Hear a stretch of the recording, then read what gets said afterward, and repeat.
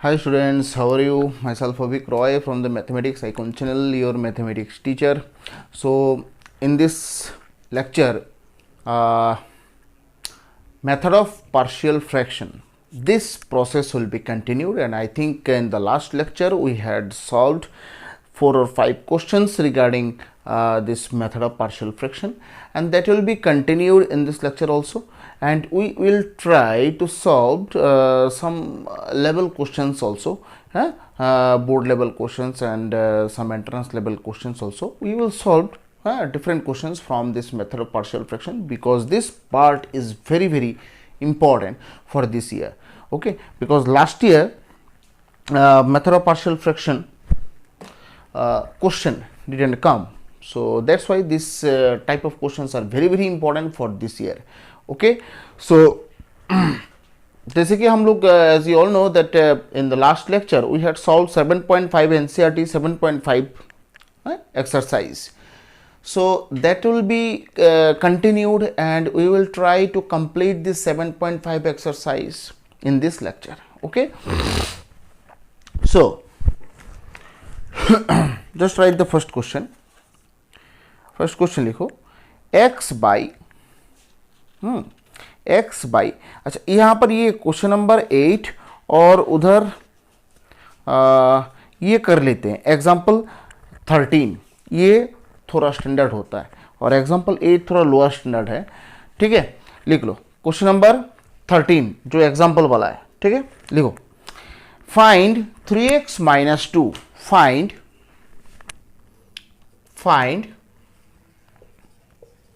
integration 3x minus 2 by x plus 1 whole square x plus 3 dx.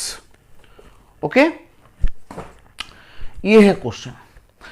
अब after getting this question you need to think about the structure, about the particular structure. That means in which structure this given question is looking like. Okay, so in this part if you take these things, just see ax square plus bx plus c by x minus a whole square into x minus b dx. So I think this given question is looking like this. It's time I think it seems to be solved by using this structure and this property also. Okay, so if you have this type of structure, then how can you split partially? A by x minus a plus b by x minus a whole square plus c by x minus b. So it is this given fraction can be splitted partially by using this process. Okay, so if you want to use this process here, है जिन लोगों को मतलब ये उसका basic concept और basic structure नहीं पता है, जस्ट 7 जो लास्ट लेक्चर हम लोगों ने बनाया है 7.5 के ऊपर, वो लेक्चर देख लो. अगर आपको डिस्क्रिप्शन में लिंक अगर मतलब आपको चाहिए तो I will give this link also. Okay, so here 3x minus 2 by x plus 1 whole square x plus 3 equals to a by x plus 1 whole square plus b by x plus 1 whole square and c by x plus 3. So according to the structure, now you can ask me a question that, sir, in this given structure quadratic formation is there in the numerator part, but you have a linear expression in the numerator part. So I think this two structure is not matched. So how can we use this structure here? As I told you that in the last lecture, so you can convert the linear formation into the quadratic formation by using 0 into x square. Okay, so that means this 3x minus 2, it is a linear structure, but you can convert this linear structure to the quadratic structure, 0 into x square. Okay, so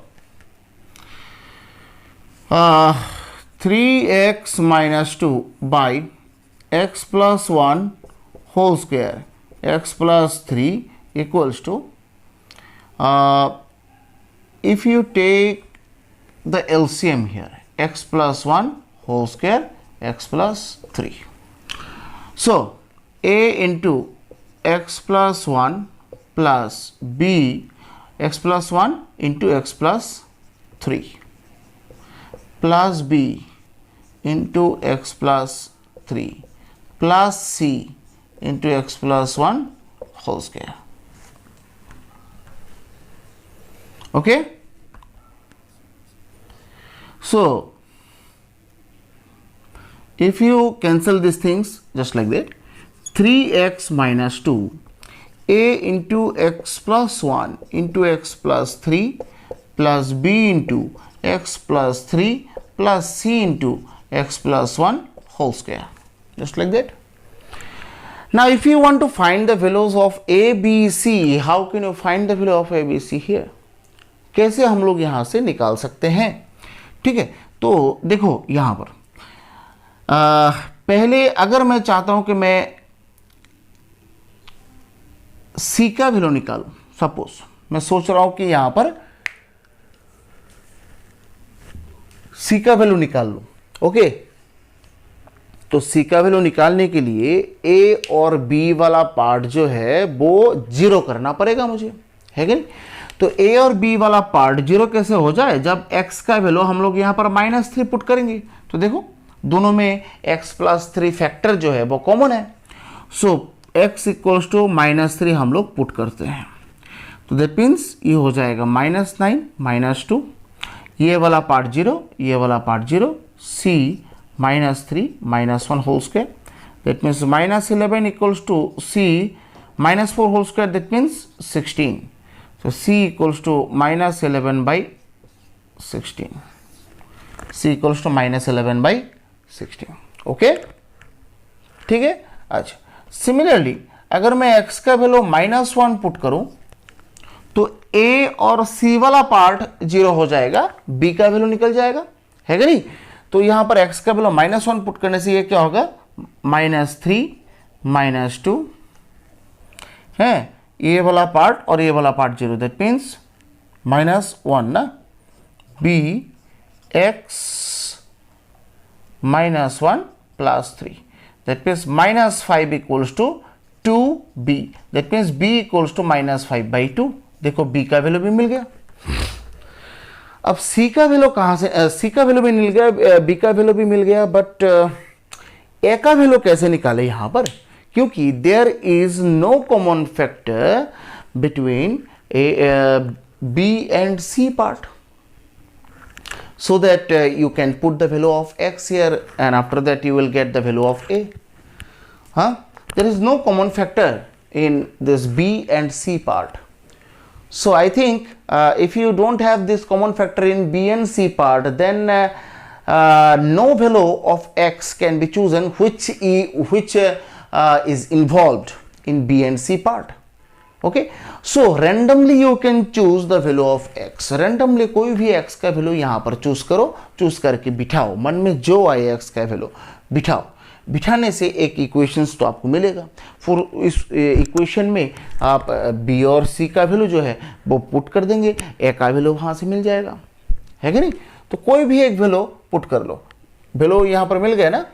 तो आप लोग check कर ली, यहाँ पर x का value 1 put कर लीजिए, देखिए क्या आता है. यहाँ पर लिख लेते हैं x का वैल्यू 1 करने से क्या होता है, ये 3 × 1 डायरेक्ट कर लेते हैं.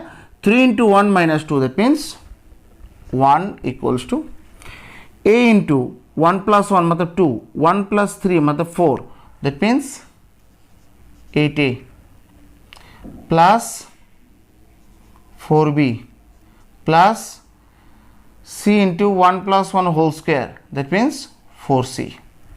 1 + 1 मतलब 2. अब c का वैल्यू पता है, b का वैल्यू पता है, वहां पर हम लोग पुट कर सकते हैं, है कि नहीं? सो 1 इक्वल्स टू 8a, b का वैल्यू कितना है? -5/2, -4 × 5/2. ओके, फिर 4 इंटू 11/16। तो ये अगर काटेंगे और ये यहाँ पर काटेंगे, ठीक है। सो दैट मीन्स क्या आ रहा answer, 1 equals to 8a minus 10, 8a minus 10 minus 11/4। तो ये सॉल्व करके ए का वैल्यू क्या मिलेगा, ए का वैल्यू क्या मिलेगा, ए इक्वल्स टू, यहाँ पर देखो -3 ये +1 होगा, x +1 है ना, ये +1 होगा।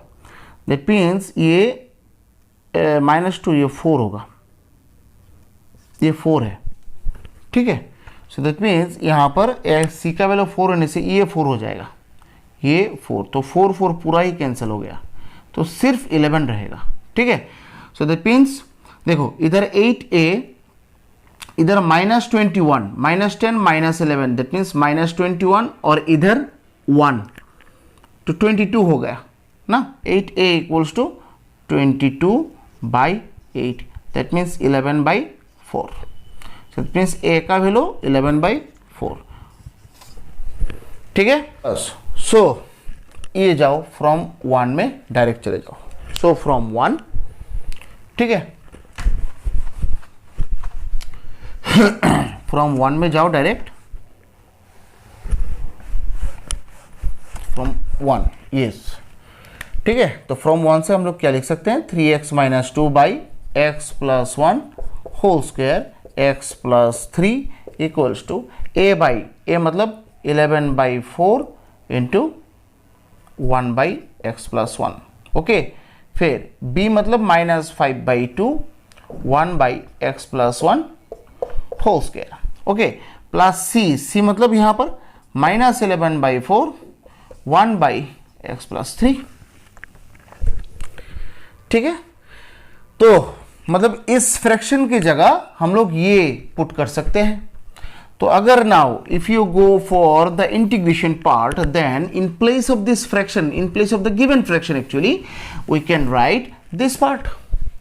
Now if you take integration on both sides, then dx just like that, this dx, you can take, no problem. So 11/4 integration 1 by मतलब dx by x + 1 first part, -5/2 dx by x + 1 whole square, -11/4 dx by x + 3, okay.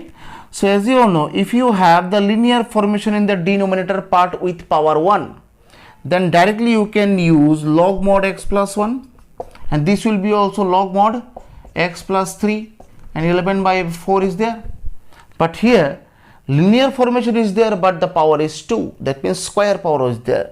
So if you have this type of expressions, then you can use the power formula, x + 1 whole to the power -2 + 1 by -2 + 1, x to the power n + 1 by n + 1 plus c. Now you can complete the answer, 11/4 log mod x + 1, और इधर ये -1 होगा ना, ये minus minus plus हो जाएगा, x + 1 whole to the power -1 -11/4 log mod x + 3 plus c, just like that.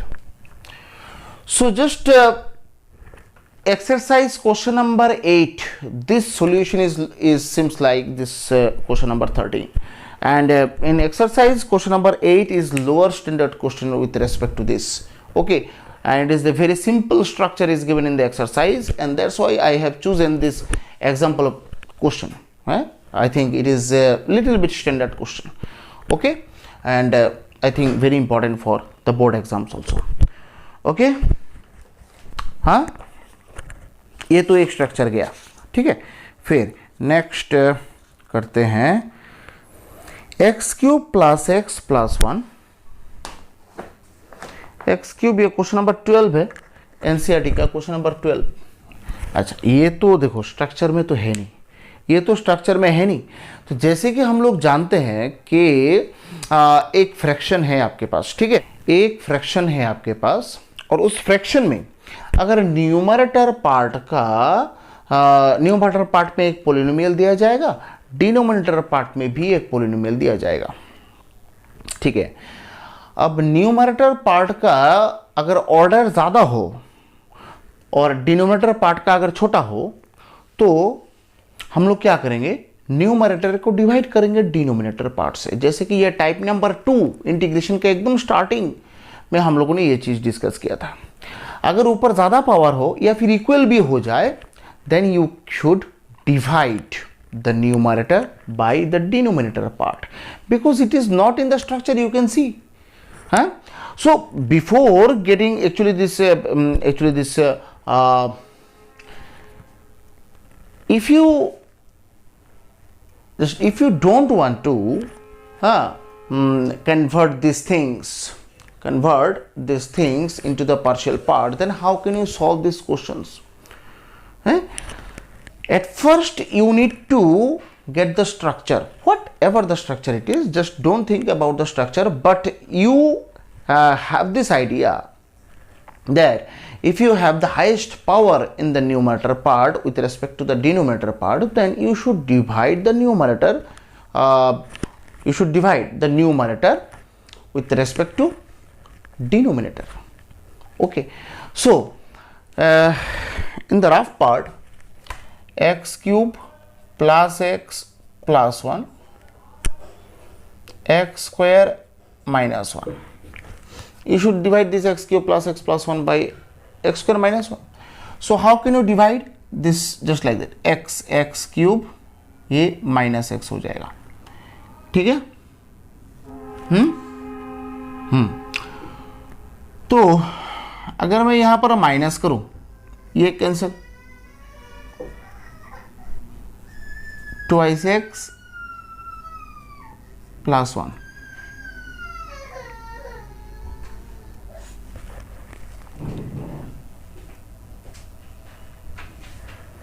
ठीक है। तो if you use the remainder theorem, क्या बोला जाता है रिमाइंडर थ्योरम में?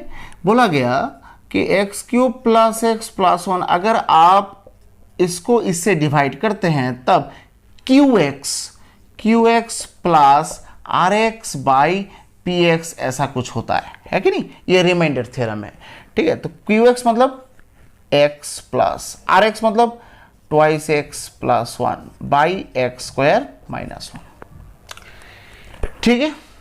तो ये जो एक्स स्क्वायर माइनस 1 है, इसको हम लोग ऐसे भी तो एक्सप्रेस कर सकते हैं, एक्स प्लस 1 एक्स माइनस 1, और भी ज्यादा सिंपल हो जाएगा। So that means in place of this fraction you can write just like that, twice x plus 1 by x minus 1 and x plus 1, okay, dx. So x dx is the first part, and the second integration is twice x plus 1 by x plus 1 and x minus 1 dx. Yes, you can solve this particular question by using the other process also. Okay, you can split this twice x by this and 1 by this, and in the first integration you can substitute x square as z, then twice x dx. Okay, so without using this partial fraction part, you can solve this question also, no problem. But we are solving this partial fraction, that's why we are doing this partial fraction questions solutions. But you can solve this particular questions in other process also. Okay, so in the given question, in the exam, actually in this board exam, that will not be given just that you should solve this question in this particular process. You will not be given like that. Just one question will be like that, solve this part, solve this question. So whatever the process is suitable for solving this type of questions, that will be allowed and that will be followed also. Okay, so it depends on you. Now x square by 2 plus, ये तो partial fraction है। अगर आप लोग चाहते हैं कि partial fraction में करें, तो आप पार्शियल फ्रैक्शन में तो प्रोसीड करना पड़ेगा आपको उसको, ठीक है। तो ये तो हो गया। अब इसमें आओ, नाउ इसमें इसको इक्वेशन नंबर 1 देकर रख दो। बाद में हम लोग क्या करेंगे, इसका आंसर निकालेंगे, यहां पर ही पुट कर देंगे, ठीक है।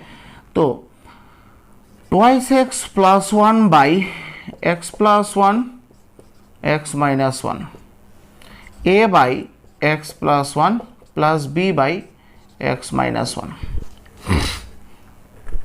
ओके,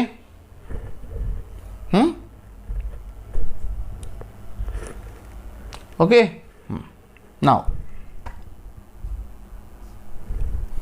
ये है मेन स्ट्रक्चर। तो twice x plus one by x plus one x minus one equals to a into x minus one plus b into x plus one by x plus one and x minus one.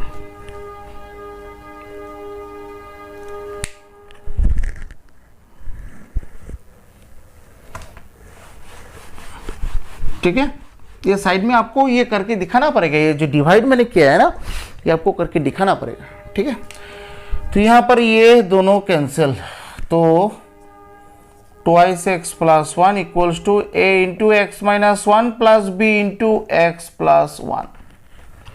So if you choose x equals to one, then a part will be zero, that means 3 equals to b into 2, so b equals to 3/2।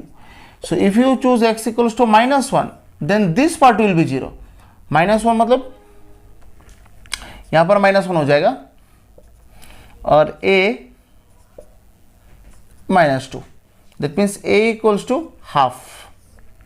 ठीक है, तो एक काम करते हैं, इसको equation number 2 दे देते हैं। फ्रॉम 2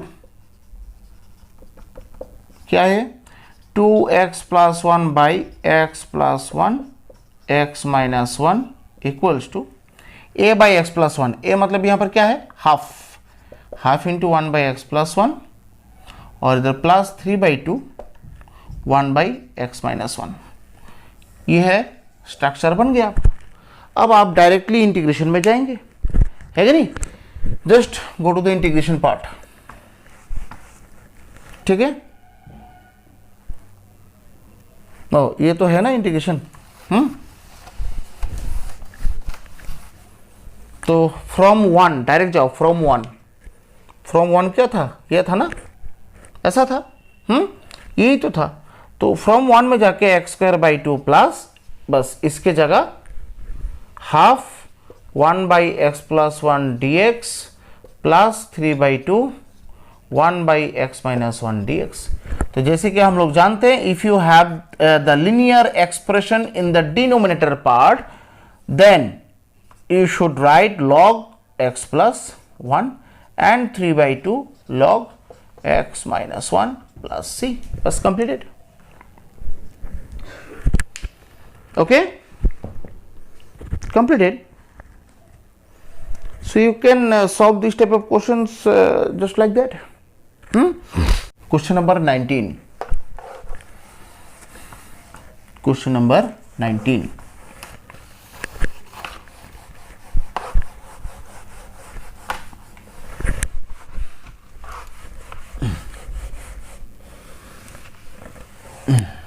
क्वेश्चन नंबर 19 मैं बोल के दे रहा हूं, ये कैसे करना है स्टार्टिंग करके दे रहा हूं।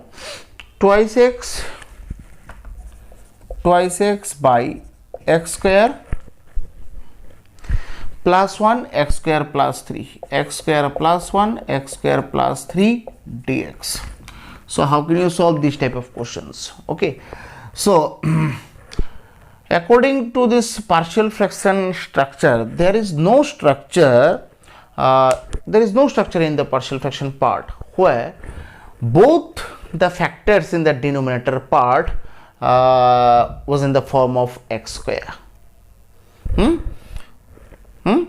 There was no structure in this partial fraction part where both the factors were x, that means quadratic formation। एक लिनियर एक क्वाड्रेटिक, ऐसा था, एक लिनियर एक क्वाड्रेटिक। दोनों क्वाड्रेटिक कहां से हो गया? ये पार्शियल फ्रैक्शन का स्ट्रक्चर नहीं है। अगर नहीं है तो क्या करें, स्ट्रक्चर में तो लाना पड़ेगा आपको। यहां पर सिंपली हम लोग एक चीज कर सकते हैं, एक्स स्क्वायर को अगर मैं z सब्स्टिट्यूट कर दूं, twice x dx equals to आराम से आपको dz मिल जाएगा। दैट मीन्स ये वाला पार्ट एकदम सिंपली मिल जाएगा आपको।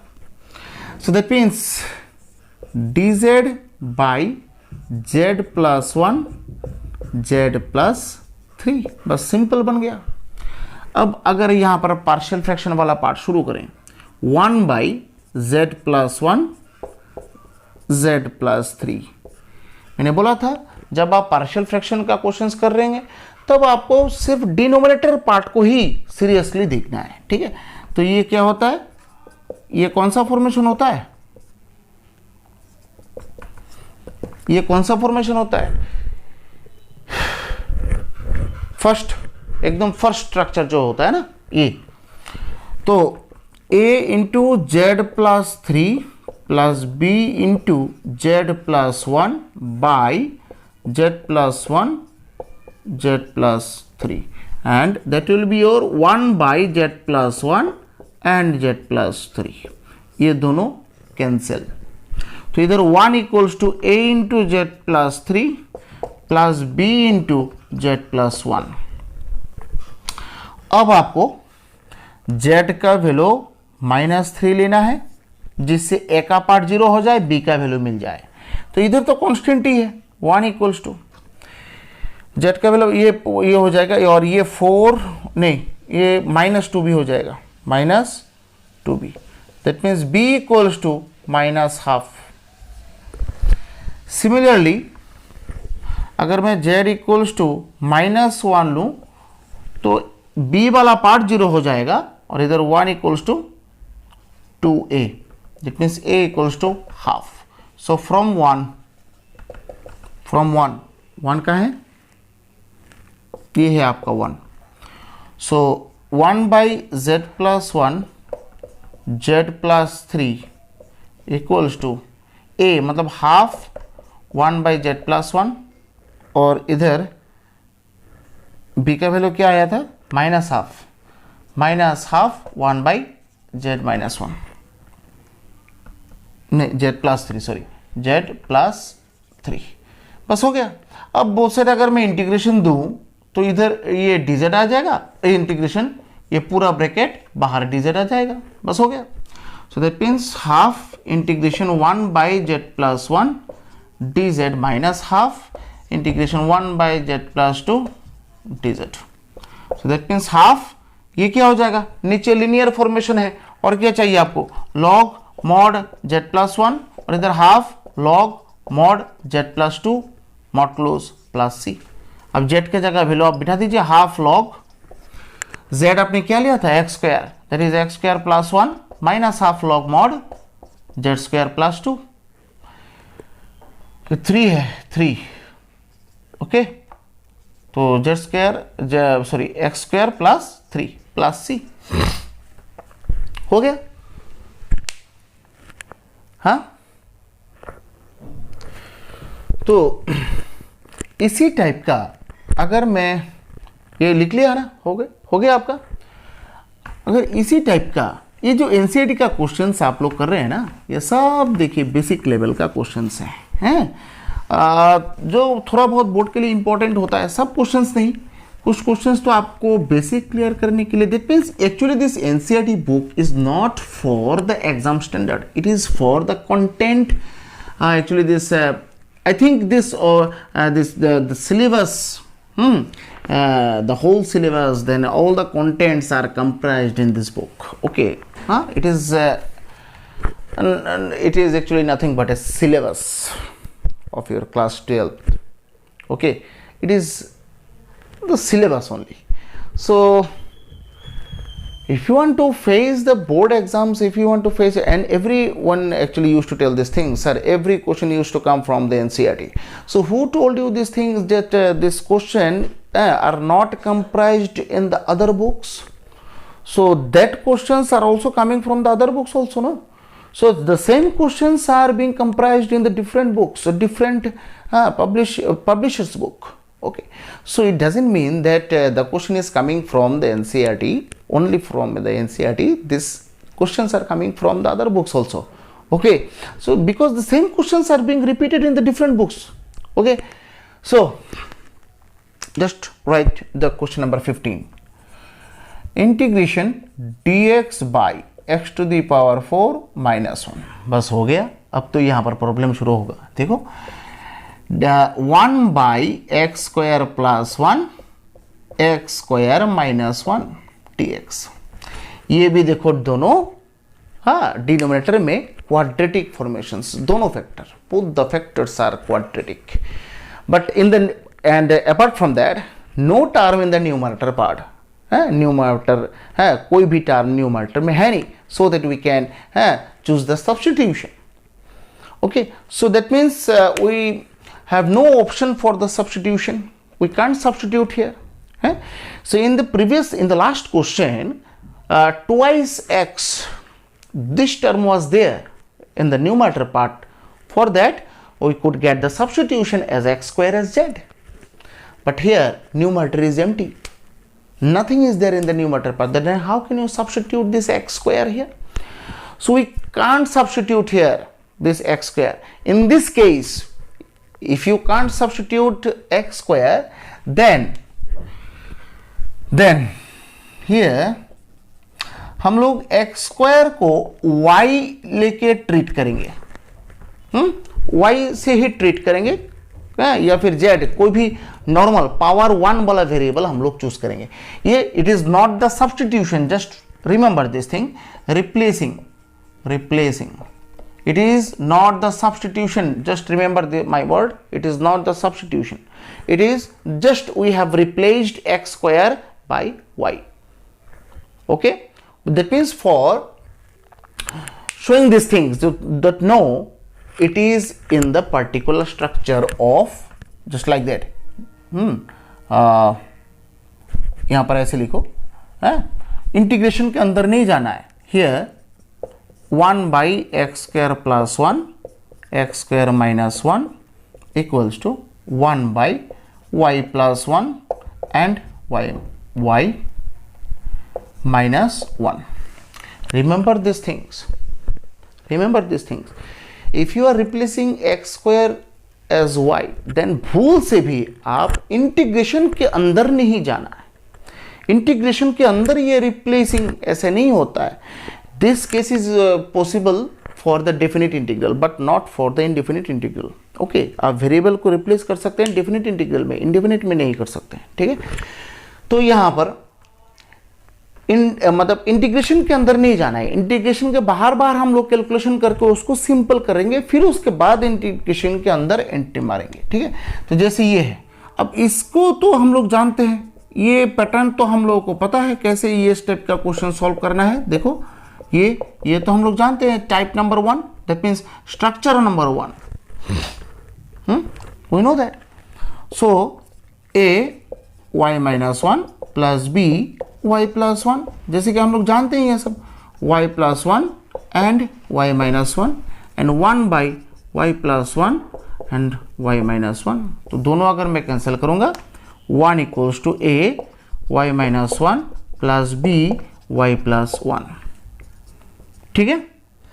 तो यहां पर अगर मैं पहले y का वैल्यू 1 पुट करूं तो 1 इक्वल्स टू a का पार्ट 0 हो जाएगा, देखो 1 माइनस 1 0, और b 2b, that means b equals to half. Similarly अगर मैं यहां पर y का वैल्यू माइनस 1 पुट करूं तो b का पार्ट 0 हो जाएगा, और इधर a इक्वल्स टू शायद माइनस हाफ आ गया। इसको इक्वेशन नंबर 1 दे दूं फ्रॉम 1, ठीक है, फ्रॉम 1, फ्रॉम 1 क्या, फ्रॉम 1 क्या है, 1 by y plus 1, 1 by y minus 1 equals to a by, that means half 1 by y plus 1 and minus half, ये माइनस होगा ये प्लस होगा, 1 बाई वाई माइनस 1, ऐसा आ गया ना ऐसा। अब जो है, अब y की जगह फिर से आप एक्स स्क्वायर को रिप्लेस कर दीजिए, x square plus 1 x square minus 1 equals to minus half 1 by x square plus 1 and plus half 1 by x square minus 1। अब आप इंटीग्रेशन में चले जाइए, so integration 1 by x square plus 1 x square minus 1 d x equals to ये half integration 1 by x square plus 1 d x, ये minus है, फिर से half dx by x square minus 1। ये दोनों तो फॉर्मूला है भाई, ये तो हाफ, ये तो tan इनवर्स x है, और ये प्लस हाफ, ये तो x square minus 1, x square minus s square ना। So 1 by twice a log mod x minus 1 by x plus 1 plus c, बस हो गया। ये तो आंसर है। यहाँ पर जस्ट कुछ नहीं हुआ है, एक्स स्क्वायर को हम लोगों ने रिप्लेस किया है y से करके, जो है पार्शियल फ्रैक्शन वाला पार्ट जो है हम लोगों ने किया है। फिर उसके बाद पार्शियल फ्रैक्शन में ही जहां पर लास्ट लाइन मुझे मिला वहां पर y के जगह मैंने फिर से वो एक्स स्क्वायर को रिप्लेस कर दिया है, जिससे हम लोगों को पूरा इंटीग्रेशन के अंदर जो स्ट्रक्चर है ना वो स्ट्रक्चर मिल गया। मिलने के बाद उसको हम लोग देख सकते हैं कि पार्शियली मैं उसको ऐसे स्प्लिट कर सकता हूं। फिर मैंने इंटीग्रेशन के अंदर एंट्री मारा, ठीक है। इंटीग्रेशन के अंदर एंट्री मारने से पहले आपको y को रिप्लेस फिर से कर देना है। y रख के आप इंटीग्रेशन के अंदर एंट्री नहीं मार सकते हैं, क्योंकि ये तो सब्स्टिट्यूशन हम लोगों ने नहीं किया था, हम लोगों ने जस्ट रिप्लेस किया था, एक्स स्क्वायर के जगह y लिखा था जस्ट, ठीक है। तो इंटीग्रेशन के अंदर एंट्री मारने से पहले ये जो हम लोगों ने लिखा था वो एक्स स्क्वायर के जगह y, उसको एकदम फिर से एक्स स्क्वायर में ला लेना है, ठीक है। तो ये तो है 7.5 का पार्शियल फ्रैक्शंस का सॉल्यूशंस, ओके, ठीक है। तो हम लोग R D Sharma standard R D Sharma का भी हम लोग पार्शियल फ्रैक्शन टाइप का क्वेश्चंस करेंगे, वहां पर हम लोग देखेंगे पार्शियल फ्रैक्शन सिर्फ ये सब नहीं है, different types of partial fractions questions are there which are actually this very important and very conceptual also, okay। So इस वीडियो में सिर्फ इतना ही, मिलते हैं नेक्स्ट लेक्चर में। Till then stay safe and stay healthy, and if you like my videos then please subscribe, like and share my channel, okay। So just share with your friends and with your classmates also, so that my channel and my contents, and I think in my lecture in my channel all these things and all the actually the solutions are being provided to you, which are very very important for the board, and we will prepare the previous year question paper solving also, and I am going to start the accelerated batch, that means for 3 months strategy, okay।